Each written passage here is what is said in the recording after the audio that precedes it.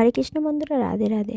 আমরা খুবই সহজে বাড়িতে এরকমই পদের কিছু কিছু জিনিস বানিয়ে পেতে পারি, যেটা নিরামিষ আহারের ভিতরে পড়তে পারে।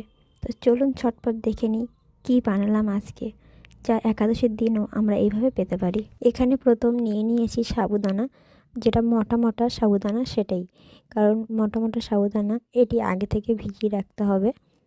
রাখলে সেটি ফুলে ফেঁপে বেশ ভালো নরম হয়ে যাবে, দেখতে পাচ্ছ। তাই এটা ভালো করে ধুয়ে পাকলে নিতে হবে। নিয়ে জলটি একটা অন্য পাত্রে রেখে দিতে হবে।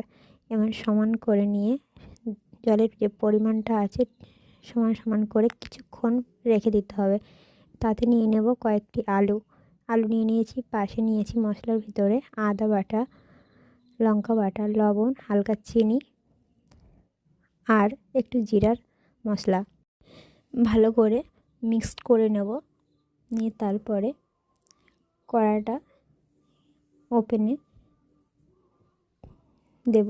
দিয়ে যখন একটু গরম হয়ে যাবে তেল দিয়ে নেড়াচেড়ে নেব। তেলটা গরম হয়েছে কিনা দেখে নিয়ে সেখানে দেব, যাতে দেখে নেব যে তলা যেন না লেগে যায়, কারণ এটা সাবু আর এটা লেগে যাওয়ার সম্ভাবনা বেশি থাকে। তারপর দেখুন কি সুন্দর এটা ভেজে নেওয়ার পরে এটা যে কোনো সময়ে বাড়িতে বানিয়ে পেতে পারেন। দেখুন কি সুন্দর হয়েছে, ভিতরে কোনো কাঁচাই থাকবে না। তো এটা যখন ইচ্ছা হবে পেয়ে নেবেন বাড়িতে বানিয়ে সহজেই। রাধে রাধে।